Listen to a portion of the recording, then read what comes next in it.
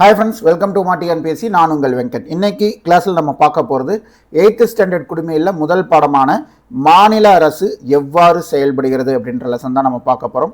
Already நம்ம மாநில அரசை பற்றி 10th பார்த்துருப்போம், 12th பார்த்துருப்போம். ஸோ 10th மாநில அரசு அப்படின்ற பேர்லேயே பார்த்துருப்போம்.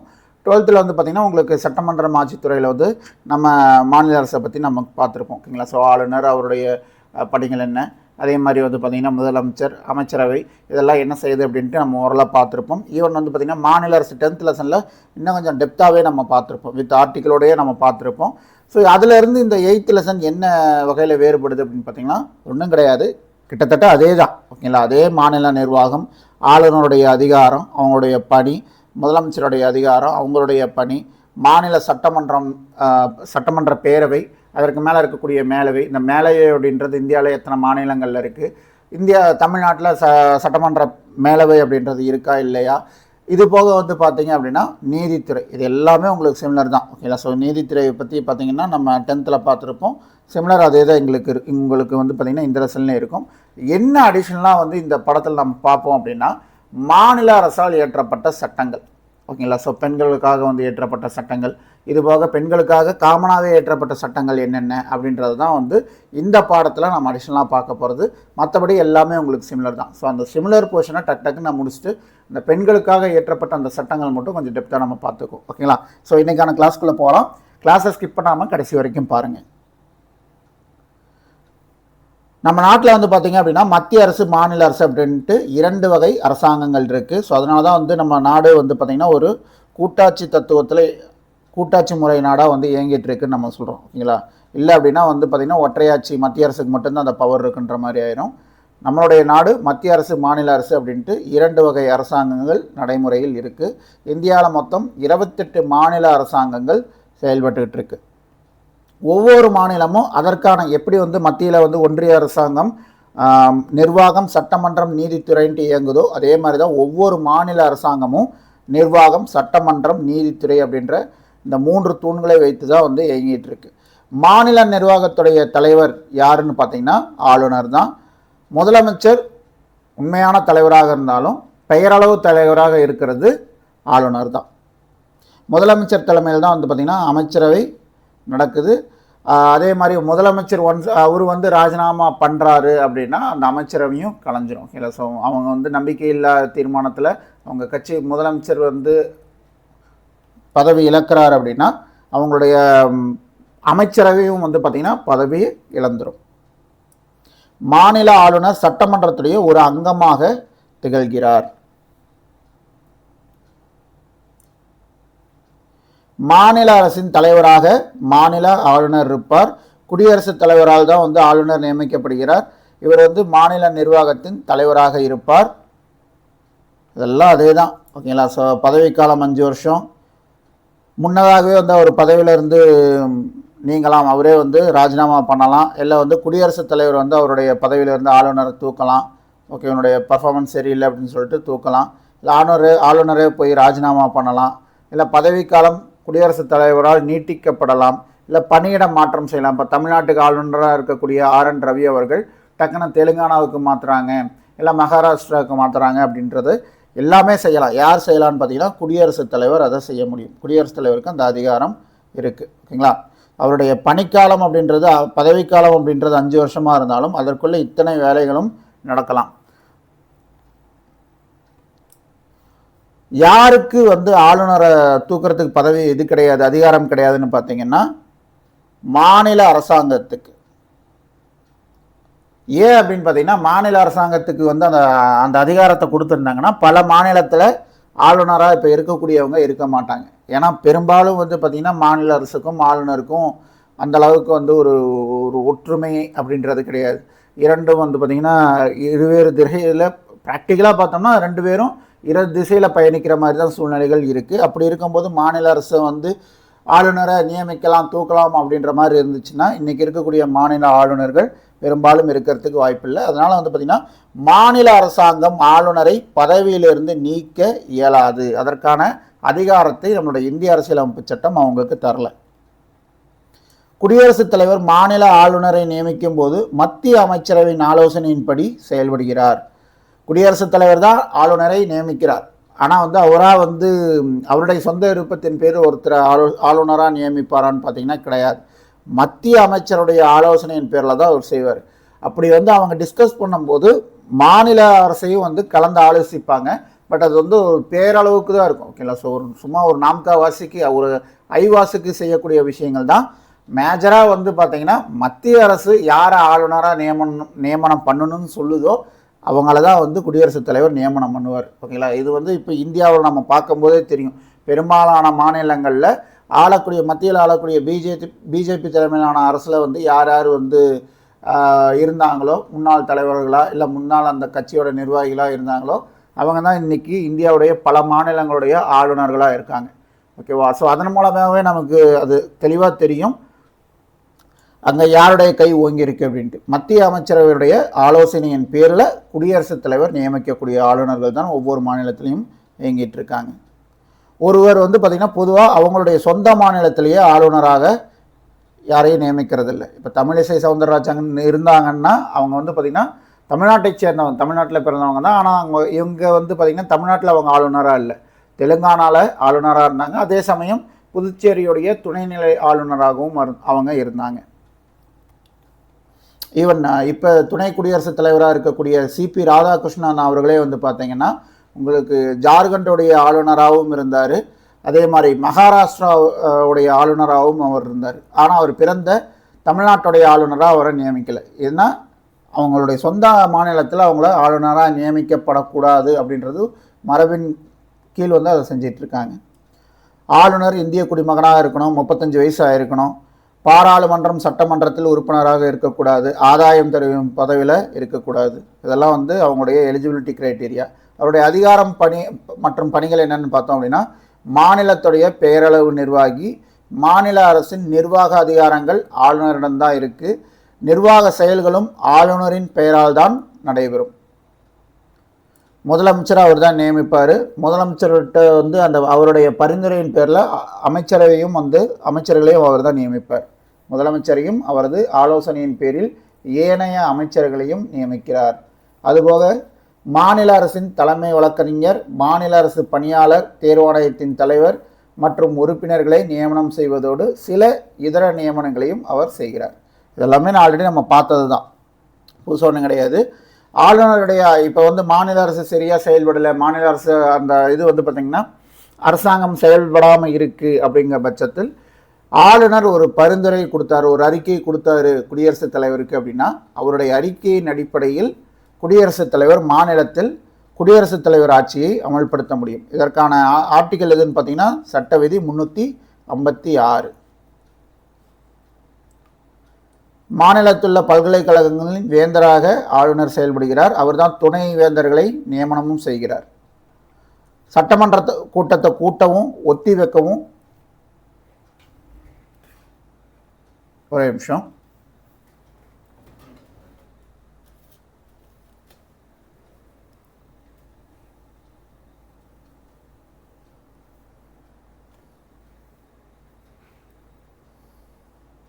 சட்டமன்ற கூட்டத்தை கூட்டவும் ஒத்தி வைக்கிறதுக்கும் கலைக்கிறதுக்கும் ஆளுநருக்கு அதிகாரம் இருக்குது.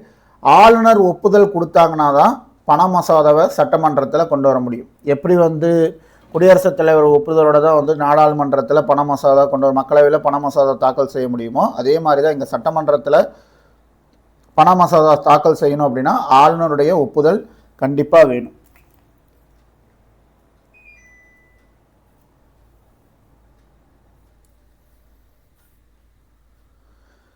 சட்டமன்றத்தில் வந்து பார்த்திங்கன்னா 2 அவைகள் இருக்கும். ஒன்று சட்டம் மேலவை, இன்னொன்று சட்டக்கீழவை.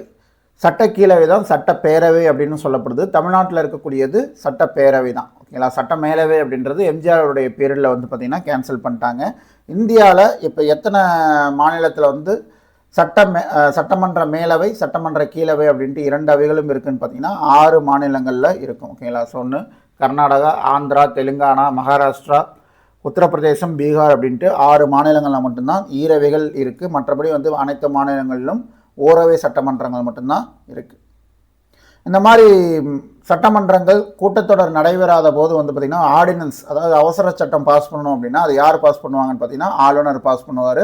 அதற்கான அதிகாரம் அவருக்கு இருக்குது. எந்த விதி அது கொடுக்குதுன்னு பார்த்தீங்கன்னா ஆர்டிகல் 213 அதற்கான அதிகாரத்தை ஆளுநருக்கு கொடுத்துருக்கும். குடியரசுத் தலைவருக்கு 1, 2, 3 கொடுத்துருக்கும். 123வது சட்டப்பிரிவு வந்து பார்த்திங்கன்னா குடியரசுத் தலைவருக்கு அந்த அதிகாரத்தை கொடுத்துருக்கும். அதே அதிகாரம் ஆர்டிகல் 213 கீழ் ஆளுநருக்கு கொடுக்கப்பட்டிருக்கு.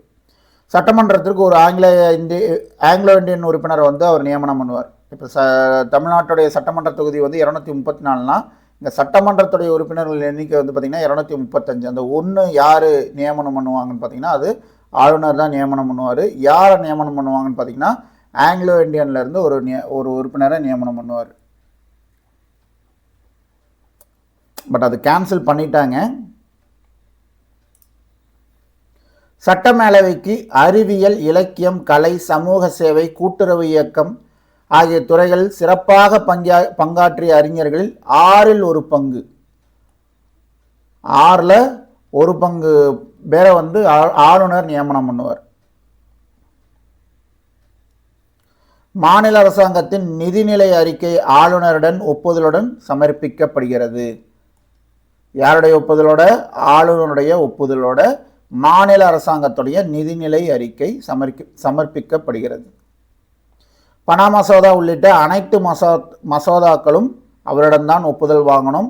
ஸோ அவர்கிட்ட அந்த மசோதா ஒப்புதல் வாங்கினாதான் அது சட்டமாக கொண்டு வர முடியும். அதே மாதிரி மாநில அரசுடைய எதிர்பாரா செலவின நிதி ஆளுநரின் கட்டுப்பாட்டில் மட்டுமே இருக்கும். மாநில அரசின் எதிர்பாரா செலவின நிதி ஆளுநரின் கட்டுப்பாட்டில் மட்டுமே இருக்கும். மாநில ஆளுநர் குடியரசுத் தலைவரை போன்று மாநிலத்தில் பெயரளவு நிர்வாகத் தலைவராக உள்ளார். எப்போ அதாவது வந்து பார்த்திங்கன்னா அவர் மாநிலத்துடைய நிர்வாகத் தலைவர் தான், பெயரளவுக்கு தான் அவர் நிர்வாகத் தலைவர். ஆனால் எப்போவுமே வந்து பெயரளவு நிர்வாகத் தலைவராக இருப்பாங்களான்னு கேட்டிங்கன்னா கிடையாது. அவர்கிட்ட வந்து பார்த்திங்கன்னா ஒரு சில அதிகாரங்கள் இருக்குது. ஓகேங்களா? அது வந்து அவர் எப்போ செயல்படுத்தார்னு பார்த்திங்கன்னா ஒரு குறிப்பிட்ட சில விஷயத்தில் வந்து அவர் செயல்படுத்துவார். மத்திய அரசுடைய ஒரு முகவர் தான் வந்து பார்த்திங்கன்னா ஆளுநர்.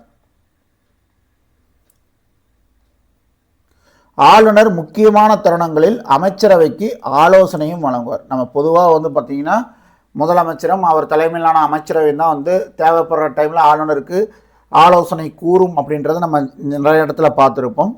அப்படி அது மட்டும் கிடையாது, ஆளுநரும் வந்து பார்த்திங்கன்னா அமைச்சரவைக்கு தேவைப்படுற சமயத்தில் அவரும் அவருடைய இன்புட்ஸை கொடுப்பார், அவரும் அட்வைஸ் பண்ணுவார், சஜஷன்லாம் கொடுப்பார். யார்? ஆளுநர். ஆளுநர் விருப்புரிமை அதிகாரத்தை செயல்படுத்தும் போது தன்னிச்சையான முடிவுகளை எடுக்கிறார். அவர் அமைச்சரவையிடமிருந்து அரசாங்கத்தின் செயல்பாடுகள் குறித்த தகவல்களை கோரி பெறலாம். கிட்டத்தட்ட குடியரசுத் தலைவருக்கு என்னென்ன விஷயங்கள் இருக்கோ அதே தான் இங்கே ஆளுநருக்கு. அடுத்தது முதலமைச்சர்.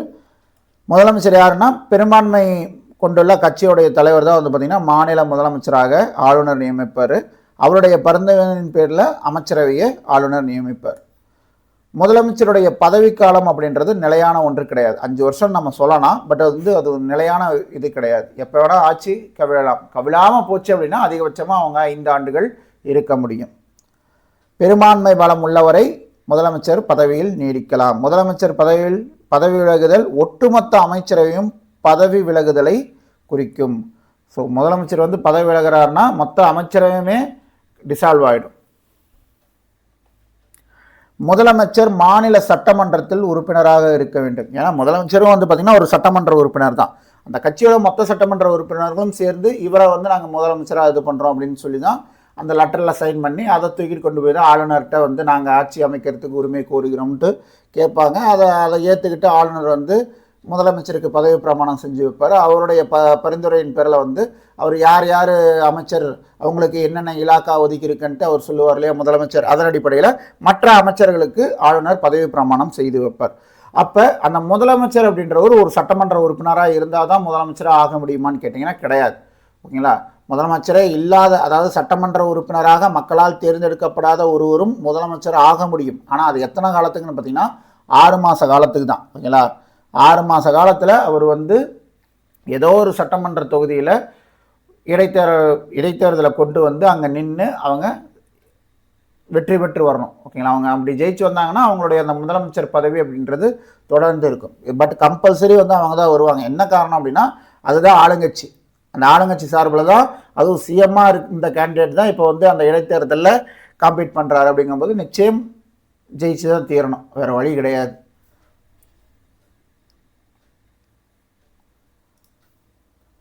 முதலமைச்சரின் அதிகாரங்கள் மற்றும் செயல்பாடுகள். முதலமைச்சர் மாநிலத்தின் தலைமை நிர்வாகி. அவர் தான் வந்து பார்த்திங்கன்னா முக்கிய முடிவுகளை அவருடைய தலைமையின் கீழ் தான் எடுக்கப்படும். எதாக இருந்தாலும் அவர் டிசிஷன் தான், வேறெல்லாம் அந்த பேர் மட்டும்தான் இவர் பேரில், ஆளுநர் பேரில். மற்றபடி டிசிஷன் மேக்கிங், அதை வந்து எக்ஸிக்யூட் பண்ணுறது எல்லாமே வந்து பார்த்திங்கன்னா முதலமைச்சர் தான். அமைச்சரவை உருவாக்குவதில் முக்கிய பங்கு வகிக்கிறார் முதலமைச்சர். மாநில அரசாங்கத்தின் கொள்கைகளை உருவாக்குவதில் முக்கிய பங்கு. மாநில அரசாங்கத்தின் கொள்கை முடிவுகளில் அவரது முடிவே இறுதியாக இருக்கும். ஓகேவா? மாநில அரசாங்கத்தில் எந்த ஒரு கொள்கை முடிவு எடுத்தாலும் யாருடைய முடிவு இறுதி, யார் வேணால் சஜஷன் கொடுக்கலாம். ஆனால் டிசிஷன் அத்தாரிட்டி யாருன்னு பார்த்தீங்கன்னா சிஎம் தான். முதலமைச்சர் மற்றும் அமைச்சரவையின் ஆலோசனையின்படியே ஆளுநர் பல்வேறு உயரதிகாரிகளை நியமிக்கிறார். ஸோ இப்போ நம்ம பார்க்குறோம் இல்லையா, அவங்க நியமிக்கிறார் இவங்க நியமிக்கிறாருன்ட்டு. ஆளுநரே அவங்கள நியமிக்கிறாருன்னு பார்த்தீங்கன்னா கிடையாது. அமைச்சரவை, அதாவது முதலமைச்சர் அமைச்சரவை அவங்க சஜஷன் பேரில் இவங்களை நியமிக்கலான்ட்டு அவங்க சஜஸ்ட் பண்ணுவாங்க இல்லையா, அவங்கள தான் வந்து ஆளுநர் நியமிப்பார். மாநில சட்டமன்றம். மாநில சட்டமன்றம் வந்து பார்த்திங்கன்னா மேலவை கீழவைன்ட்டு 2 இருக்கும். மேலவை அப்படின்றது சட்ட மேலவை, கீழவை அப்படின்றது சட்டப்பேரவை. சட்டமன்ற மேலவை வந்து பார்த்திங்கன்னா 40 உறுப்பினர்களுக்கு குறையாமலும் அம்மாநில சட்டமன்ற உறுப்பினர்கள் எண்ணிக்கையில் 1/3 பங்கிற்கு மிகாமலும் இருத்தல் வேண்டும். அதாவது இப்போ 234 பேர் இருக்காங்க தமிழ்நாட்டில் அப்படின்னா, இதை 3ஆல் டிவைட் பண்ணோம்னா எவ்வளவு? 7, இங்கே 2 24, 78. 78 பேர்த்துக்கு மேலே போகக்கூடாது. இன்கேஸ் தமிழ்நாட்டில் சட்டமன்ற மேலவை திருப்பி உருவாக்குறாங்க அப்படின்னா அங்கே அந்த எம்எல்சி கேண்டிடேட் எவ்வளோ பேர் இருக்கணும்? மேக்சிமம் 78 பேர்த்தை தாண்டக்கூடாது. கம்மி பட்சமாக 40 பேர்த்துக்கு கீழே போகக்கூடாது. ஸோ 40 to 78 இந்த ரேஞ்சுக்குள்ளே வந்து பார்த்திங்கன்னா எம்எல்சி கேண்டிடேட்டை சட்டமன்ற மேலவையில் இப்பையும் வேணும்னு நினச்சாங்க, தமிழ்நாடு அரசு வேணும்னு நினச்சிங்கன்னா சட்ட மேலவையை உருவாக்கி அதில் இந்த நபர்களை உட்கார வைக்க முடியும். இந்த உறுப்பினர்கள் மறைமுகமாக தேர்ந்தெடுக்கப்படுவார்கள். யார்? சட்டமன்ற மேலவை உறுப்பினர்கள். எம்எல்சி வந்து பார்த்திங்கன்னா மக்களால் நேரடியாக தேர்ந்தெடுக்கப்பட்டவர்கள் அல்ல, அவங்க மறைமுகமாக தேர்ந்தெடுப்பாங்க. யார் யாரெல்லாம் வந்து அவங்கள எலெக்ட் பண்ணுவாங்கன்னு பார்த்தீங்கன்னா 1/3 பங்கு உறுப்பினர்கள் யாரால் தேர்ந்தெடுக்கப்படுவார்கள்? பஞ்சாயத்து மற்றும் நகராட்சி உறுப்பினர்களால் தேர்ந்தெடுக்கப்படுவார்கள். அதே மாதிரி 1/3 பங்கு உறுப்பினர்கள் சட்டமன்ற உறுப்பினர்களால், எம்எல்ஏ இருக்காங்க இல்லையா, எம்எல்ஏ வந்து பார்த்தீங்கன்னா செலக்ட் பண்ணுவாங்க. எம்எல்ஏ வந்து சட்டமன்ற மேலவைக்கும் வந்து ஆளுங்களை செலக்ட் பண்ணுறாங்க, அங்கே ராஜ்யசபா மாநிலங்களவைக்கும் வந்து செலக்ட் பண்ணுறாங்க. ஓகேங்களா? சட்டமன்ற உறுப்பினர்களுடைய பங்கு இதில் எல்லாமே இருக்குது. 12 ஒரு பங்கு உறுப்பினர்கள் பட்டதாரிகளால் தேர்ந்தெடுக்கப்படுறாங்க. அதே மாதிரி 12 பங்கு பள்ளி ஆசிரியர்கள், கல்லூரி, பல்கலைக்கழக ஆசிரியர்களால் தேர்ந்தெடுக்கப்படுகின்றனர். அதே மாதிரி 6 பங்கு ஆளுநரால் தேர்ந்தெடுக்கப்படுவாங்க. அவ்வளோதான். ஸோ இதை பேஸ் பண்ணி தான் வந்து பார்த்தீங்கன்னா சட்டமன்ற மேலவைக்கு ஆட்கள், அதாவது எம்எல்சி கேண்டிடேட் செலக்ட் பண்ணுவாங்க. மக்கள்கிட்ட போய் அவங்க நின்று தேர்தலில் ஜெயிச்சுலாம் வரதில்லை. சட்டமன்ற உறுப்பினர்கள் எம்எல்ஏ மாதிரி அவங்க அப்படி நின்று ஜெயிச்சு வர்றது கிடையாது. மேலவை ஒரு நிலையான அவை. சட்டமன்ற மேலவை அப்படின்றது ஒரு நிலையான அவை. எப்படி ராஜ்யசபா மாநிலங்களவை ஒரு நிலையான அவையோ அதே மாதிரி தான் சட்டமன்ற மேலவையும் ஒரு நிலையான அவை. அதோடைய உறுப்பினர்களும் மேலே என்ன ஒரு டேர்ம்ஸ் அண்ட் கண்டிஷனோ அதே தான். 1/3 பங்கு உறுப்பினர்கள் 2 வருஷத்துக்கு ஒரு டைம் அந்த சைக்கிளில் இருந்துக்கிட்டே இருப்பாங்க. அவங்களுடைய பதவிக்காலம் அப்படின்றது 6 ஆண்டுகள். உறுப்பினர்களின் பதவிக்காலம் 6 ஆண்டுகள்.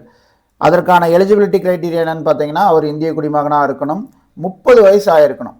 எம்எல்ஏவாக ஆகணும், சட்டமன்ற உறுப்பினர் ஆகணும் அப்படின்னா 25 வயசு. MLC member of legislative council ஆகணும் அப்படின்னா அவங்களுக்கு 30 வயசு ஆகிருக்கணும்.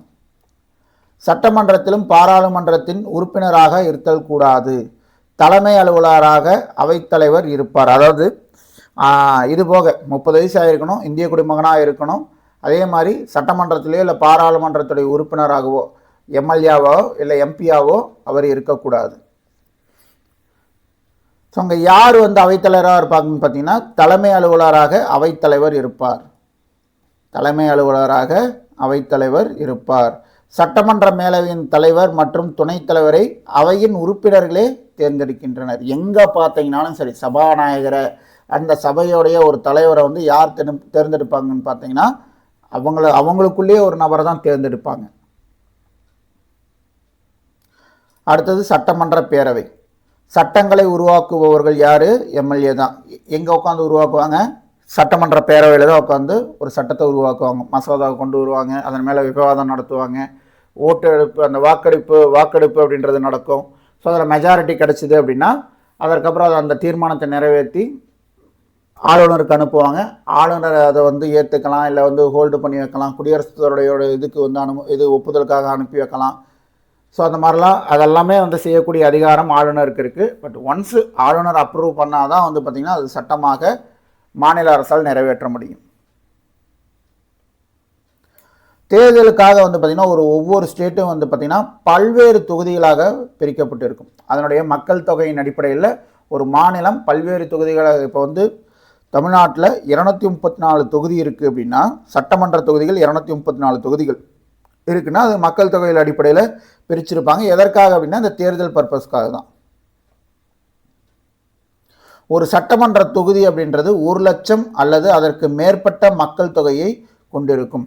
இப்போ எங்களது பார்த்திங்கன்னா இப்போ குமராபாளையம் சட்டமன்ற தொகுதி அப்படின்னா இந்த சட்டமன்ற தொகுதியில் 1 லட்சம் அதற்கு மேற்பட்ட மக்கள் வாழ்ந்தாங்க அப்படின்னா இந்த தொகுதியை பார்த்திங்கன்னா ஒரு தொகுதியாக, அதாவது முதல்ல பார்த்திங்கன்னா எங்களுடைய தொகுதி அப்படின்றது திருச்செங்கோடு தொகுதிக்குள்ளே இருந்துச்சு. இந்த குமராபாளையம் அப்படின்ற ஊர் திருச்செங்கோடு தொகுதிக்குள்ளே இருந்தது.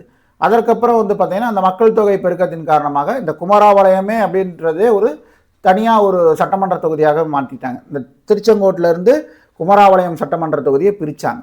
ஓகேவா?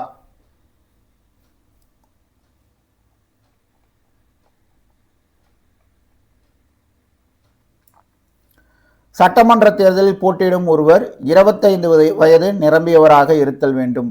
ஒருவர் ஒரே சமயத்தில் ஒன்றுக்கும் மேற்பட்ட தொகுதிகளில் போட்டியிடலாம். இப்போ 234 தொகுதியில் இருக்குன்னா இப்போ ஃபார் எக்ஸாம்பிள் பார்த்திங்கன்னா இப்போ முதலமைச்சர் கேண்டிடேட்டாக ஒருத்தங்க நிற்கிறாங்கன்னு வைங்களேன். அவங்க ஃபார் என்ன சொல்கிறது, ஒரு சேஃப்டி பர்பஸ்க்காக பார்த்திங்கன்னா 2 தொகுதியிலையும் போட்டியிடலாம். இப்போ ஸ்ரீரங்கத்திலையும் போட்டியிடலாம், கொளத்தூர் தொகுதியிலையும் போட்டியிடலாம். ஓகேவா? ஒரே ஆள் 2 இடத்துலையும் போட்டியிடலாம். எந்த பக்கம் ஜெயித்தாலும் அவங்க சிஎம் கேண்டிடேட் தானே. அதனால் ஒரு பக்கத்தில் 2 பக்கமே ஜெயித்தாங்கன்னா ஒரு பக்கத்தை ஓகே நான் ராஜினாமா பண்ணுறேன்னு பண்ணிடுவாங்க. அதுக்கு திருப்பி இடைத்தேர்தல் நடந்து திருப்பி அந்த தொகுதிக்கான சட்டமன்ற எம்எல்ஏ செலக்ட் பண்ணுவாங்க. ஓகேவா? ஸோ அதனால் 2 தொகுதிகளையும் நிற்க முடியும். 2 இல்லை, 1க்கும் மேற்பட்ட தொகுதியில் நிற்கலாம் ஒரே கேண்டிடேட். 18 வயது நிரம்பிய அனைவரும் சட்டமன்ற தேர்தலில் வாக்களிக்க முடியும். ஒரு சட்டமன்றத்தில் பார்த்திங்கன்னா மேக்ஸிமம் எத்தனை எம்எல்ஏஸ் இருக்கலாம் அப்படின்னு பார்த்தீங்கன்னா 500 உறுப்பினர்கள் மேக்ஸிமம் இருக்கலாம். மேக்ஸிமம் அவ்வளோதான். தமிழ்நாட்டில் இப்போ 234 இருக்குது. அதிகபட்சமாக 500 இருக்கலாம். குறைஞ்சபட்சமாக பார்த்திங்கன்னா 60 உறுப்பினர்கள் இருக்கணும். 60க்கு கம்மியாக போகக்கூடாது. இது அரசியலமைப்பு சட்டத்துடைய பிரகாரம். அட்டவணை பிரிவினர் பழங்குடியினருக்கு சட்டமன்றத்தில் இடஒதுக்கீடு வழங்கப்பட்டுள்ளது. இந்த 234 தொகுதியில் பொது தொகுதி தனித்தொகுதின்னு பிரிப்பாங்க இல்லையா? ஸோ அந்த மாதிரி அந்த தனித்தொகுதி அப்படின்றது யாருக்காக பிரிப்பாங்கன்னு பார்த்தீங்கன்னா இந்த மாதிரி அட்டவணை பிரிவினர் பழங்குடியினருக்கு சட்டமன்றம் இந்த மாதிரி பார்த்தீங்கன்னா பிரிப்பாங்க. ஓகேவா? ஸோ இதன் மூலமாக பார்த்தீங்கன்னா அவங்களுக்கான அந்த இடஒதுக்கீடு அப்படின்றது கொடுக்கப்படுது. இதுபோக அந்த ஒரு கேண்டிடேட்டை ஆளுநர் நியமனம் பண்ணுவார். அது ஆங்கிலோ இண்டியன். அது இப்போ கிடையாது, ஆனால் தொடர்ந்து அது எல்லா இடத்துலையும் அது தொடர்ந்து குறிப்பிட்டுக்கிட்டே இருக்காங்க. ஏன்னா அரசியலமைப்பு சட்டத்தில் இருக்குது அப்படின்றதுனால அது கொடுத்துட்ருக்காங்க. பட் அது இப்போ கிடையாது. உறுப்பினர்கள் 5 ஆண்டு காலத்திற்கு தேர்ந்தெடுக்கப்படுகின்றனர். ஆளுநர் அந்த இதை பார்த்திங்கன்னா அந்த அவங்களுடைய சட்டமன்றத்துடைய பதவிக்காலம் முடிவடைவதற்கு முன்னாடியே அதை கலைச்சி புதிதாக ஒரு தேர்தலையும் நடத்த அழைப்பு விடுக்கலாம். அதை டைரெக்டாக அவர் செய்வாரான்னு கேட்டிங்கன்னா கிடையாது. முதலமைச்சர் போய் அவர்கிட்ட ஓகே கலைச்சிருங்க அப்படின்னு சொன்னார்னா அவர் செஞ்சுருவார். நல்லா போயிட்டு இருக்கும்போது இல்லை மாநில அரசு இயங்காமல் இருக்குது, அரசு சக்கரம் இயங்காமல் அப்படியே கிடக்குது அப்படின்னா அப்போ வந்து ஆளுநரே டைரெக்டாக அந்த ஸ்டெப்ஸ் எல்லாம் எடுப்பார். சபாநாயகர் அந்த சட்டமன்ற உறுப்பினர்களில் ஒருத்தராக தான் வந்து அவங்க சபாநாயகரை தேர்ந்தெடுப்பாங்க. அதே மாதிரி துணை சபாநாயகரையும் அங்கே இருக்கிற ஒருத்தர் தான் தேர்ந்தெடுப்பாங்க. சபாநாயகர் எல்லா சமயத்தில் துணை சபாநாயகருடைய பொறுப்பை எடுத்து செய்வார். அவர் தான் அந்த கூட்டத்திற்கு தலைமையும் தாங்குவார். இப்போ மெஜாரிட்டி நம்ம பேசுகிறோம் இல்லைங்களா, பெரும்பான்மை தொகுதியில் ஜெயிச்ச கட்சியோடைய தலைவர் தான் வந்து பார்த்திங்கன்னா முதலமைச்சராக வருவார் அப்படின்ட்டு. அப்போ அந்த மெஜாரிட்டிக்கு எவ்வளோ தேவைப்படுது? தமிழ்நாட்டில் 234 சட்டமன்ற தொகுதி இருக்குன்னா மெஜாரிட்டி அப்படின்றது எத்தனை? 118 சீட்டுக்கு மேலே நீங்கள் எவ்வளோ எடுத்தீங்கனாலும் அது உங்களோட மெஜாரிட்டியில் போயிட்டே இருக்கும். ஓகேங்களா? ஸோ இதெல்லாம் ஒரு பார்டர் கேஸ் தான். டக்குன்னு ஒரு 4 எம்எல்ஏ வந்து காலை வாரினாங்கன்னா ஆட்சிக்கு வந்துடும்.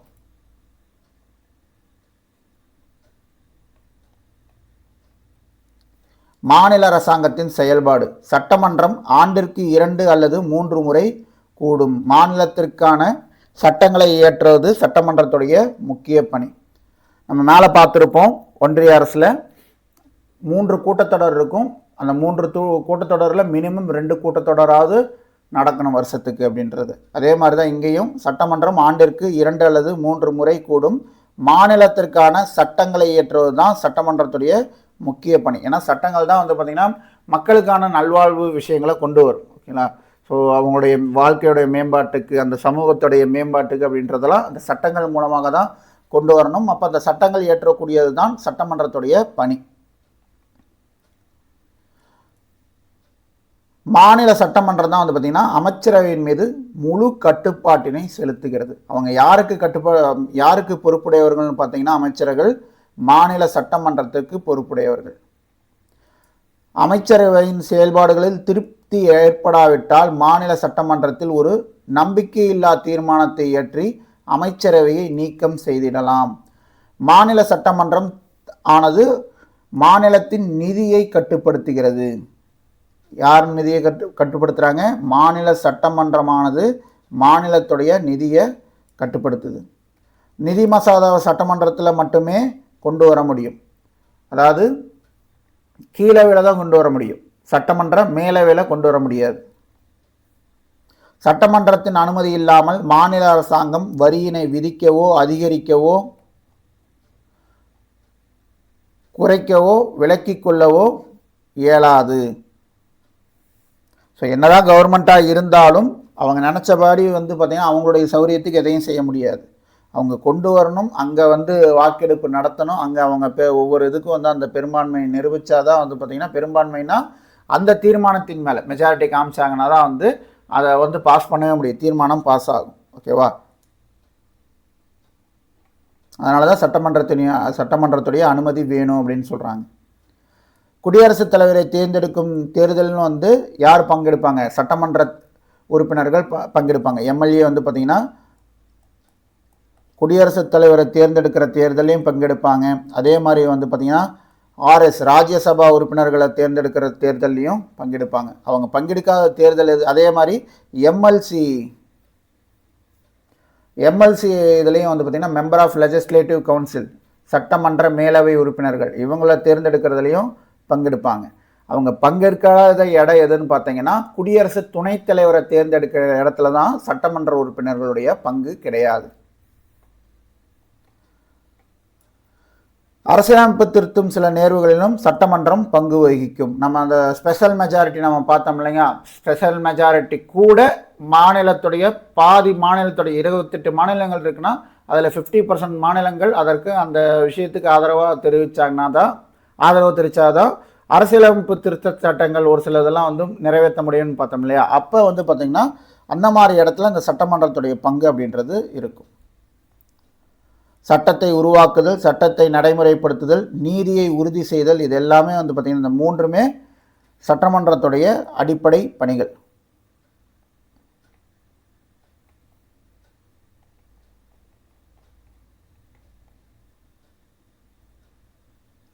பெண் உரிமை சார்ந்த சட்டங்கள் ரொம்ப முக்கியம்.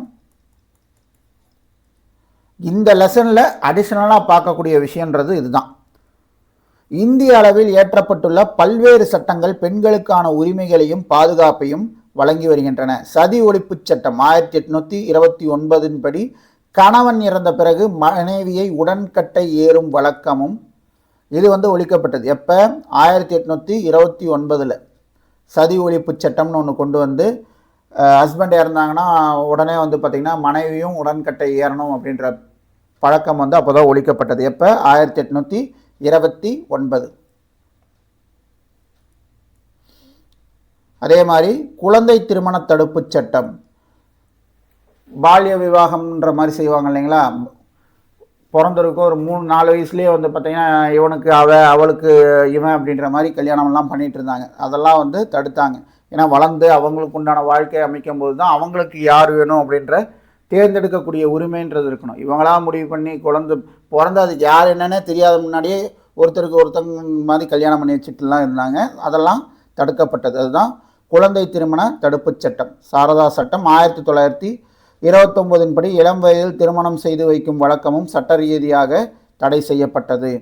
அதே மாதிரி விதவை மறுமண சட்டமும் கொண்டு வந்தாங்க 1856. விதவை மறுமண சட்டம், கணவன் இறந்துட்டாங்க அப்படின்னா மீண்டும் வேற ஒரு விவாகம் செய்யலாம், மறுமணம் செய்யலாம் அப்படின்ற விஷயத்தை கொண்டு வந்தாங்க. எப்போ?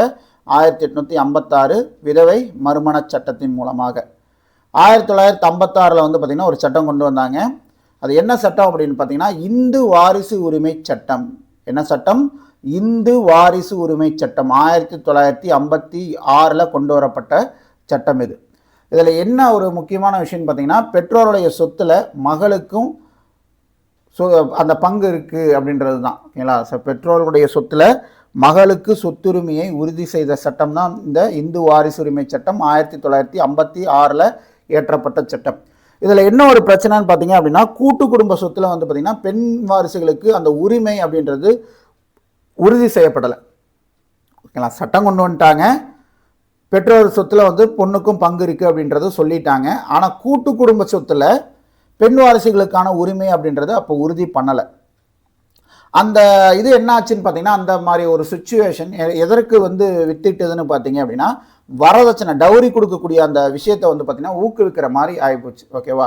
ஸோ பொண்ணுக்கு சொத்தில் தான் பங்கு இல்லை, கொடுக்க முடியாத ஒரு இது இருக்குங்கிறதுனால அதை வேற வகையில் அந்த சொத்துல பங்கு அப்படின்றது வேற வகையில் கொடுக்கலான்ற இதில் இந்த டவுரி அப்படின்ற கல்ச்சர், வரதட்சணை கல்ச்சர் அப்படின்றது டெவலப் ஆச்சு. ஸோ அதனுடைய பிரச்சனைகள் நம்ம பல இடத்துல பார்த்துருப்போம். இப்போ சமீபமாக கூட பார்த்திங்கன்னா நம்ம ஒரு இது பார்த்துருப்போம். ஓகேங்களா? ஸோ அதை பற்றி நம்ம பேச வேணாம்.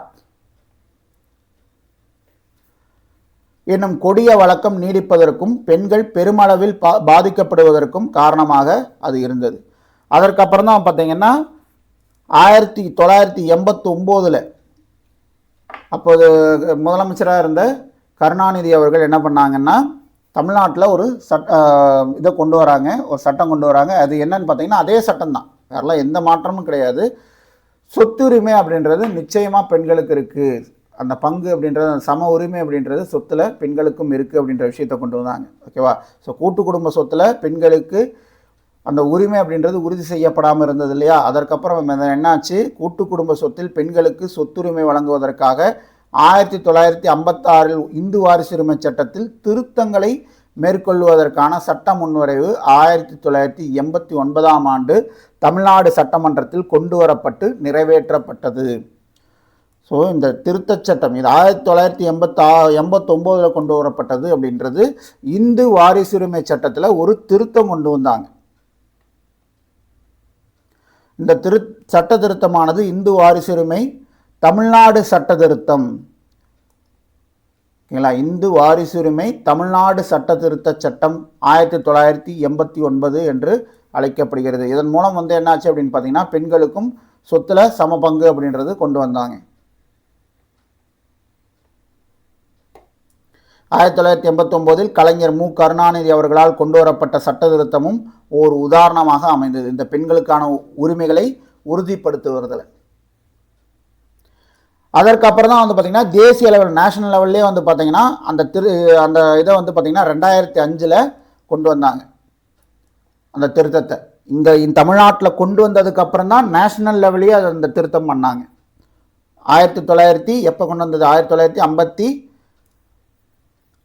கொண்டு வந்த அந்த இந்து வாரிசுரிமை சட்டம் திருத்தப்பட்டது முதல்ல எங்கன்னு பார்த்தீங்கன்னா 1989 தமிழ்நாட்டில் தான் திருத்தினாங்க முதல்ல.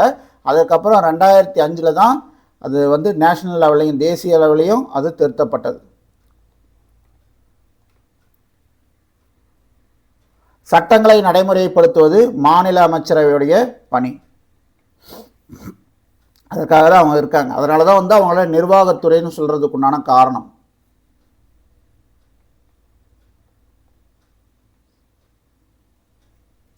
யாருக்கு அதிக பவர் இருக்குது அப்படின்னு பார்த்தீங்க அப்படின்னா, எப்படி வந்து மக்களவைக்கு தான் அதிக பவர், மாநிலங்களவையோட மக்களவைக்கு தான் அதிக பவர் இருக்கோ அதே மாதிரி தான் இங்கே மக்களால் தேர்ந்தெடுக்கப்பட்ட சட்டமன்ற பேரவைக்கு தான் வந்து பார்த்திங்கன்னா பவர் ஜாஸ்தி. சட்டமன்ற மேலவையை காட்டிலும் சட்டமன்ற பேரவைக்கே அதிக அதிகாரம் இருக்குது. ஸோ அப்போ வந்து பார்த்தோம்னா அது கிட்டத்தட்ட நம்ம பாராளுமன்றத்தில் இருக்கக்கூடிய அந்த நாடாளுமன்றத்தில் இருக்கக்கூடிய முறை தான் இங்கேயும் ஃபாலோ பண்ணுறாங்க. அடுத்தது ஃபைனலாக மாநிலத்தின் நீதித்துறை. உயர் நீதிமன்றம் மாநிலத்துடைய உயரிய நீதி அமைப்பாக விளங்குகிறது. எப்படி இந்திய அளவில் தேசிய அளவில் உச்ச நீதிமன்றமோ அந்த மாதிரி மாநில அளவில் அந்த ஹை அத்தாரிட்டி பவர் யாருக்கு இருக்குதுன்னு பார்த்தீங்கன்னா உயர் நீதிமன்றத்துக்கு தான் இருக்குது. அரசியலமைப்பின்படி ஒவ்வொரு மாநிலத்திற்கும் ஒரு உயர் நீதிமன்றம் இருக்கும். அரசியலமைப்பின்படி ஒவ்வொரு மாநிலத்திற்கும் ஒரு உயர் நீதிமன்றம் இருக்கும். இந்த இடத்துல வந்து நம்ம ஒன்று கவனிக்கலாம். இப்போ தமிழ்நாட்டில் 28 மாநிலங்கள் இருக்குது அப்படின்னா 28 மாநிலங்களுக்கும் 28 உயர் நீதிமன்றங்கள் இருக்கா அப்படின்னு கேட்டிங்கன்னா கிடையாது. 25 உயர் நீதிமன்றங்கள் தான் இருக்குது இந்தியாவில். ஓகேவா? அப்போ இந்த கான்செப்ட் என்ன அப்படின்னு பார்த்தீங்கன்னா, அரசியலமைப்பு படி ஒவ்வொரு மாநிலத்திற்கும் உயர் நீதிமன்றம் இருக்கணுமே ஒழிய அது அந்த மாநிலத்திலேயே தான் இருக்கணும்னு கிடையாது. ஓகேங்களா? ஸோ 2-3 மாநிலங்கள் சேர்ந்து கூட ஒரு உயர் நீதிமன்றத்தை அவங்களுக்கான உயர் நீதிமன்றமாக யூஸ் பண்ணிக்க முடியும். அப்படி வந்து பார்த்திங்கன்னா வடகிழக்கு மாநிலங்களான அசாம், நாகாலாந்து, மிசோரம், அருணாச்சல பிரதேசம் இதுக்கு இந்த 4 ஸ்டேட்டுக்கும் சேர்ந்து ஒரே உயர் நீதிமன்றம் தான், அது கவுஹாத்தி நீதிமன்றம். அசாமுடைய கவுஹாத்தி உயர் நீதிமன்றம் தான் இந்த 4 வடகிழக்கு மாநிலங்களுக்கும் உயர் நீதிமன்றம். அதே மாதிரி வந்து பார்த்திங்கன்னா பஞ்சாப், ஹரியானாவை பொறுத்த வரைக்கும் அதோடைய உயர் நீதிமன்றம் அப்படின்றது பஞ்சாப் ஹரியானா நீதிமன்றம் தான். கோவாவுடைய உயர் நீதிமன்றம் அப்படின்றது பம்பாய் நீதிமன்றம் தான். ஸோ அந்த மாதிரி வந்து பார்த்திங்கன்னா அவங்களுக்கான உயர் நீதிமன்றம் தான், ஆனால் அது அவங்க மாநிலத்துக்குள்ளேயே கிடையாது. அவ்வளோதான். இப்போ இந்தியாவில் மொத்தம் 25 உயர் நீதிமன்றங்கள் இருக்குது. இப்போ புதுச்சேரிக்கு வந்து பார்த்திங்கன்னா மெட்ராஸ் ஹைகோர்ட்டு தான் அவங்களுக்கும் ஹைகோர்ட்டு. ஸோ அந்த மாதிரி வந்து பார்த்திங்கன்னா ஒன்றுக்கும் மேற்பட்ட மாநிலங்கள் அல்லது யூனியன் பிரதேசங்களுக்கு பொதுவாக ஒரு உயர்நீதிமன்றமும் இருக்கலாம். மாநில உயர்நீதிமன்றம் ஒரு தலைமை நீதிபதியையும் குடியரசுத் தலைவர் தேவைக்கேற்ப அவ்வப்போது நியமனம் செய்யும் இதர நீதிபதிகளையும் கொண்டிருக்கும். ஸோ அப்போ எவ்வளவு பேர் இருக்கலாம் அந்த எண்ணிக்கை அப்படின்றது ஒவ்வொரு மாநிலத்துக்கும் மாறுபடும். இப்போ மெட்ராஸ் ஹைகோர்ட்டில் இருக்கக்கூடிய அந்த நீதிபதிகளுடைய எண்ணிக்கையே பாம்பே ஹைகோர்ட்டில் இருக்குமான்னு கேட்டிங்கன்னா கிடையாது, அது மாறுபடும்.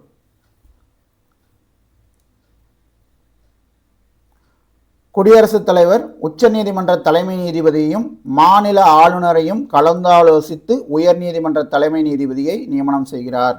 அப்போ உயர் நீதிமன்ற தலைமை நீதிபதியை நியமனம் செய்கிறதுல யார் யார் இன்வால்வ் ஆகிறாங்கன்னு பார்த்தீங்கன்னா குடியரசுத் தலைவர் இன்வால்வ் ஆகிறாரு. ஏன்னா அவர் தான் நியமனம் பண்ணுறாரு. யாருக்கிட்ட கலந்தாலோசித்து உயர் நீதிமன்ற தலைமை நீதிபதியை நியமிக்கிறார்னு பார்த்தீங்கன்னா உச்ச நீதிமன்ற தலைமை நீதிபதியையும் ஆளுநரையும், அந்த குறிப்பிட்ட மாநிலத்துடைய ஆளுநரையும் கலந்தாலோசித்து குடியரசுத் தலைவர் உயர் நீதிமன்ற தலைமை நீதிபதியை நியமனம் செய்கிறார். அப்போ அந்த உயர் நீதிமன்ற தலைமை நீதிபதியாக ஒருத்தர் வரணும், உயர்நீதிமன்ற நீதிபதியாக ஒருத்தர் வரணும் அப்படின்னா அவருக்குண்டான தகுதிகள் என்ன அப்படின்னு பார்த்தீங்கன்னா அவர் இந்திய குடிமகனாக இருக்கணும். இந்த இந்திய குடிமகனாக இருக்கணும் அப்படின்றது ஒரு மேண்டேட்ரி. இந்த மாதிரி பொசிஷன்ஸ்க்கு இந்திய குடிமகனாக இருக்கணும் அப்படின்றது ஒரு மேண்டேட்ரியான ஒரு விஷயம். அதுபோக வந்து பார்த்தீங்க அப்படின்னா உயர்நீதிமன்றங்களில் ஹைகோர்ட்டில் அவர் ஒரு 10 வருஷம் வந்து பார்த்திங்கன்னா வழக்கறிஞராக இருந்திருக்கணும். ஓகேங்களா? மினிமம் 10 வருஷமாவது அவர் வழக்கறிஞராக இருந்திருக்கணும். ஒரு கோர்ட்டில் இருந்திருக்கலாம், இல்லை ஒன்றுக்கும் மேற்பட்ட கோர்ட்டில் இருந்திருக்கலாம். ஆனால் மொத்தமாக 10 வருஷம் அவருடைய எக்ஸ்பீரியன்ஸ் அப்படின்றது ஹைகோர்ட்டில் வழக்கறிஞராக இருந்திருக்கணும். அவங்களுடைய பதவி வந்து எந்த வயசு வரைக்கும் அப்படின்னு பார்த்தீங்கன்னா 62 வயசு வரைக்கும் அவங்க பதவியில் இருக்க முடியும். அவங்கள இன்கேஸ் பதவி நீக்கம் செய்யணும், உயர்நீதிமன்ற நீதிபதிகளை பதவி நீக்கம் செய்யணும் அப்படின்னா அங்கே என்ன முறை ஃபாலோ பண்ணுறாங்கன்னு பார்த்தீங்கன்னா உச்சநீதிமன்ற நீதிபதிகளை பதவி நீக்கம் செய்யறதுக்கு என்ன முறை பின்பற்றப்படுதோ அதே மெத்தட் தான் உயர்நீதிமன்ற நீதிபதிகளுக்கும் ஃபாலோ பண்ணுறாங்க. அவங்களுடைய அதிகாரம் மற்றும் பணிகள் என்ன, உயர்நீதிமன்றத்துடைய அதிகாரமும் பணிகளும் என்ன அப்படின்னு பார்த்தீங்கன்னா, அடிப்படை உரிமைகளை நிலைநாட்டுவது, அதுபோக வந்து பார்த்திங்கன்னா நீதி பேராணைகள், ஆட்கொணர்வு நீதி பேராணை, தகுதிமுறை வினவும் நீதி பேராணை, தடை உறுத்தும் நீதி பேராணை, கட்டளையிடும் நீதி பேராணை, ஆவணங்களை தாக்கல் செய்ய வலியுறுத்தும் நீதி பேராணை, இதெல்லாமே பிறப்பிக்கக்கூடிய அதிகாரம் உயர்நீதிமன்றத்துக்கு இருக்குது, அது உச்ச நீதிமன்றத்துக்கும் இருக்குது. இதை பற்றி நம்ம இந்திய அரசியலமைப்பு லெசனில் 10th வந்து நம்ம டீட்டெயில்டாகவே பார்த்துருப்போம். ஒவ்வொரு உயர்நீதிமன்றமும் தனது அதிகார எல்லைக்குள் உள்ள இராணுவ நீதிமன்றங்கள் மற்றும் தீர்ப்பாயங்கள் நீங்களாக அனைத்து கீழ் நீதிமன்றங்கள் இருக்கு இல்லையா, அவங்க மேலேயும் அவங்க தீர்ப்பாயத்து மேலேயும் கண்காணிக்கும் அதிகாரத்தை வச்சிருக்கு. இப்போ இராணுவ மிலிட்ரி கோர்ட்டு வந்து பார்த்திங்கன்னா அவங்களுக்கு ஏதோ ஒரு தேச துரோக வழக்கில் ஒருத்தவங்களுக்கு வந்து தண்டனை கொடுத்துருக்குன்னா அதை தூக்கிட்டு வந்து ஹைகோர்ட்டில் அப்பீல் பண்ணி பேச முடியாது. ஓகேங்களா, இராணுவ நீதிமன்றத்தில் ஒரு தீர்ப்பு கொடுத்தாங்கன்னா அது கொடுத்தது தான், அது அங்கேயோட முடிஞ்சிச்சு. அதை தூக்கிட்டு எந்த ஒரு ஹைகோர்ட்டுக்கெலாம் வந்து அப்பீல் பண்ணி அதுக்கெல்லாம் பேசுறதுக்கு வழியே கிடையாது. அந்த அதிகாரம் அதை தூக்கி விசாரிக்கிறதுக்கூடிய அதிகாரம் அப்படின்றது உயர்நீதிமன்றத்துக்கு கிடையாது. அப்போ அவங்களுடைய அதிகாரம் அப்படின்றது யார்கிட்ட இருக்குது, யார் மேலே அவங்க செலுத்த முடியும்னு பார்த்தீங்கன்னா, அவங்களுக்கு கீழ்நிலையில் இருக்கக்கூடிய மாவட்ட நீதிமன்றங்கள், கீழ் நீதிமன்றங்கள், குடும்ப நல நீதிமன்றங்கள், ஸோ இந்த மாதிரி நீதிமன்றங்கள் மேலே தான் உயர்நீதிமன்றம் அவங்களுடைய அதிகாரத்தை செலுத்த முடியும். இதுவே உச்ச நீதிமன்றங்கள் எடுத்துக்கிட்டோம்னா, உச்ச நீதிமன்றங்கள் அனைத்து நீதிமன்றங்கள் மேலும் அதிகாரம் செலுத்தக்கூடிய அதிகாரத்தை பெற்றிருக்கு. ஓகேவா, உயர்நீதிமன்றம் உட்பட அவங்க அதிகாரம் செலுத்த முடியும். உயர்நீதிமன்றம் சார்நிலை நீதிமன்றங்களையும் கட்டுப்படுத்துகிறது. உயர்நீதிமன்றம் உச்ச நீதிமன்றத்தை போலவே வழக்குகள் பற்றிய பதிவேடுகளின் ஆதார சான்றாக உள்ள ஒரு பதிவுறு நீதிமன்றமாக விளங்குகிறது. ஒன்றும் இல்லை, ஏதோ ஒரு கேஸ் நம்ம எடுத்துக்கிட்டோம்னா அதற்கு மேற்கோள்களாக காட்டுவதற்காக ஒரு கேஸ் அவங்க சொல்லுவாங்க. இப்போ ஃபார் எக்ஸாம்பிள் வந்து இப்போ 2025 ஒரு கேஸ் போடுறோம். அதே மாதிரி கேஸ் வந்து பார்த்திங்கன்னா ஃபார் எக்ஸாம்பிள் 1990 நடந்திருக்கு, சேம் டிட்டோ, எந்த ஒரு மாற்றமும் இல்லாமல் அதே சீன், அதே மாதிரி ஒரு பிரச்சனை அப்படின்னா அவங்க டக்குன்னு என்ன பண்ணுவாங்க, 1990 இவங்களுடைய வழக்கில் வந்து இந்த மாதிரி தீர்ப்பு வழங்கியிருக்கு, அதை மேற்கோளாக காட்டி இப்பையும் அதே தீர்ப்பை நாங்கள் கொடுக்குறோம் அப்படின்ட்டு அந்த மேற்கோளாக காட்டுவதற்காக அந்த பழைய கேஸ் ஃபைலு, அதற்கான என்ன வெற்றி கொடுத்தாங்க, நீதி கொடுத்தாங்க, தீர்ப்பு கொடுத்தாங்க அப்படின்றதெல்லாம் அங்கே பதிவு பண்ணி வச்சுருப்பாங்க. அதன் அடிப்படையில் தான் அதை மேற்கோளாக காட்டி இப்போ இதற்கு தீர்வு அப்படின்னு, இதற்கு தீர்ப்பு கொடுக்குறோம் அப்படின்னு சொல்லக்கூடியதெல்லாம். அப்போ உயர்நீதிமன்றம் உச்ச நீதிமன்றத்தை போலவே வழக்குகள் பற்றிய பதிவேடுகளின் ஆதார சான்றாக உள்ள பதிவுறு நீதிமன்றமாக விளங்குகிறது. நீதி நிர்வாகத்திற்காக ஒவ்வொரு மாநிலமும் பல்வேறு மாவட்டங்களாக பிரிக்கப்பட்டுள்ளது. ஆக்சுவலாக வந்து நீதி நிர்வாகத்துக்காக மட்டுமே வந்து பார்த்திங்கன்னா ஒரு மாநிலம் பல்வேறு மாவட்டங்களாக பிரிக்கப்படுறது கிடையாது, நிர்வாக காரணங்களுக்காகவும் வந்து பார்த்திங்கன்னா பிரிப்பாங்க. ஓகேவா, அதனால் நீதி நிர்வாகத்திற்காகவும் அதை பிரிக்கிறாங்கன்னு நம்ம எடுத்துக்கலாம். ஓகேங்களா, நீதி நிர்வாகத்திற்காக ஒவ்வொரு மாநிலமும் பல்வேறு மாவட்டங்களாக பிரிக்கப்பட்டுள்ளன. ஒவ்வொரு மாவட்டமும் மாவட்ட நீதிமன்றத்தின் எல்லைக்குள் அமைந்திருக்கும். மாவட்ட நீதிபதிகள் ஆளுநரால் நியமனம் செய்யப்படுகின்றனர். உயர்நீதிமன்ற நீதிபதிகளை நியமிப்பது குடியரசுத் தலைவர், அதற்கு கீழே வரக்கூடிய நீதிபதிகளை நியமிப்பது, மாவட்ட லெவலில் வரக்கூடிய அதற்கு கீழே வரக்கூடிய நீதிபதிகள் நியமிப்பது ஆளுநர் தான். நீதித்துறை அரசியலமைப்பின் பாதுகாப்பு என்பது நீதிமன்றங்கள் சுதந்திரமாக செயல்படுவதன் மூலம் உறுதி செய்யப்படுகிறது. அரசியலமைப்புடைய பாதுகாப்பு அப்படின்றது யார், எந்த துறை சுதந்திரமாக இருக்கிறதுனால அது பாதுகாக்கப்படுதுன்னு பார்த்தீங்க அப்படின்னா நீதிமன்றங்கள் சுதந்திரமாக செயல்படுவதன் மூலம் உறுதி செய்யப்படுது. ஸோ அவ்வளோதான், இதோட வந்து பார்த்தீங்கன்னா இந்த லெசன் முடிஞ்சு. புக் பேக் ஆன்சர்ஸ் நம்ம பார்த்துடலாம். ஒரு மாநிலத்தின் ஆளுநர் யாரால் நியமிக்கப்படுகிறார்னு பார்த்தீங்கன்னா குடியரசுத் தலைவரால். மாநில அமைச்சரவை குழுவின் தலைவர் யார்? முதலமைச்சர். மாநில சட்டமன்ற கூட்டத்தை கூட்டவும் ஒத்திவைக்கவும் அதிகாரம் பெற்றவர் யார்? ஆளுநர். உயர்நீதிமன்ற நீதிபதிகளை நியமிப்பதில் பங்கு பெறாதவர் யார்? ஆளுநர் பங்கு பெறுவார். உயர்நீதிமன்ற தலைமை நீதிபதி பங்கு பெறுவார். குடியரசுத் தலைவர் பங்கு பெறுவார். யார் பங்கு பெற மாட்டாங்கன்னா முதலமைச்சர் தான் பங்கு பெற மாட்டார். உயர்நீதிமன்ற நீதிபதிகள் ஓய்வு பெறும் வயது 62. இந்தியாவில் உள்ள மொத்த மாநிலங்களின் எண்ணிக்கை 28. ஆளுநருடைய பதவிக்காலம் என்பது 5 ஆண்டுகள். மாவட்ட நீதிபதிகள் ஆளுநரால் நியமிக்கப்படுகின்றனர். ஆளுநர் ஒரு மாநிலத்தின் பெயரளவு நிர்வாகத் தலைவர். உண்மையான தலைவர் முதலமைச்சர், பெயரளவு நிர்வாகி தான் பார்த்திங்கன்னா ஒரு மாநிலத்துடைய பெயரளவு நிர்வாகி ஆளுநர். ஒருவர் சட்டப்பேரவை உறுப்பினராக ஆகணும் அப்படின்னா அவருக்கு 25 வயது நிறைவடைந்திருக்க வேண்டும். ஆளுநர் பெயரளவு தலைவர், முதலமைச்சர் உண்மையான தலைவர். சட்டமன்ற பேரவை கீழவை என்று அழைக்கப்படுகிறது, சட்டமன்ற மேலவை என்று அழைக்கப்படுகிறது. முதலமைச்சர் மாநிலத்தின் தலைமை நிர்வாகி ஆவார். தப்பு. ஆக்சுவலாக மாநிலத்துடைய தலைமை நிர்வாகி ஆளுநர். ஆளுநர் சட்டமன்றத்திற்கு 2 ஆங்கிலோ இந்திய உறுப்பினர்களை நியமிக்கிறார். தப்பு. ஒரு ஆங்கிலோ இந்திய உறுப்பினரை தான் நியமிப்பார், அதுவும் இப்போ கிடையாது. உயர்நீதிமன்ற நீதிபதிகளின் எண்ணிக்கை நிலையாகவும் ஒரே மாதிரியாகவும் இருப்பதில்லை. பார்த்தோம் இல்லையா?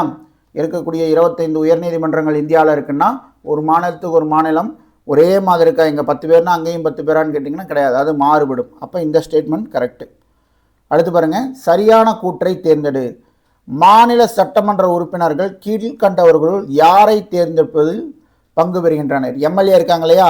எம்எல்ஏ யாரை தேர்ந்தெடுக்கக்கூடிய அந்த என்ன சொல்கிறது எலெக்ஷனில் அவங்க பார்ட்டிசிபேட் பண்ணுறாங்க அப்படின்னு பார்த்தீங்கன்னா குடியரசுத் தலைவர் தேர்தலில் பார்ட்டிசிபேட் பண்ணுவாங்க. மாநிலங்களவை ராஜ்யசபா எம்பிஸை செலக்ட் பண்ணுற அந்த தேர்தலில் பார்ட்டிசிபேட் பண்ணுவாங்க. சட்ட மேலவை உறுப்பினர்கள் எம்எல்சி எலெக்ட் பண்ணுறதுலையும் அவங்க பார்ட்டிசிபேட் பண்ணுவாங்க. துணை குடியரசுத் தலைவர் எலெக்ஷனில் தான் பார்த்திங்கன்னா எம்எல்ஏ பார்ட்டிசிபேட் பண்ண மாட்டாங்க. ஏன்னா துணை குடியரசுத் தலைவர் தேர்தலில் பார்ட்டிசிபேட் பண்ணக்கூடியது யார் அப்படின்னு பார்த்தீங்க அப்படின்னா உங்களுக்கு மக்களவை உறுப்பினர்கள், மாநிலங்களவை உறுப்பினர்கள், அவங்க மட்டும்தான் அதில் இன்வால்வ் ஆவாங்க. ஸோ அப்போ 1, 3, 4 தான் கரெக்டு. அவ்வளோதான். ஸோ இதுக்கு மேலே பார்த்திங்கன்னா மற்ற கொஷின் எல்லாம் ஸ்கூல் புக் கொஷின் தான். இதோட பார்த்திங்கன்னா இந்த லெசன் முடியுது. ஸோ அவ்வளோதான், ரொம்ப சிம்பிள். இதற்கப்புறம் இந்த லெசனில் ஒன்றுமே கிடையாது. ரொம்ப ஆல்ரெடி நம்ம பேசினது தான், ஆல்ரெடி நம்ம படித்தது தான், வேறு ஒன்றும் பெருசாக எதுவும் கிடையாது. அவ்வளோதான். இந்த லெசன் உங்களுக்கு புரிஞ்சிருக்குன்னு நான் நம்புகிறேன். ஓகேங்களா? இந்த வீடியோ உங்களுக்கு பிடிச்சிருந்துச்சுன்னா ஒரு லைக் போடுங்க, உங்கள் ஃப்ரெண்ட்ஸுக்கும் ஷேர் பண்ணுங்கள். நீங்கள் என்ன நம்ம சேனலுக்கு சப்ஸ்கிரைப் பண்ணலான்னா சப்ஸ்கிரைப் பண்ணிக்கோங்க. நம்ம லட்சியத்தை அடைகிற வரைக்கும் பார்த்திங்கன்னா நம்ம தொடர்ந்து படிச்சுக்கிட்டே இருக்கணும். ஓகேங்களா? தொடர்ந்து படிங்க, நம்பிக்கையோடு இருங்க. மீண்டும் இன்னொரு கிளாஸில் சந்திக்கலாம். நன்றி, வணக்கம்.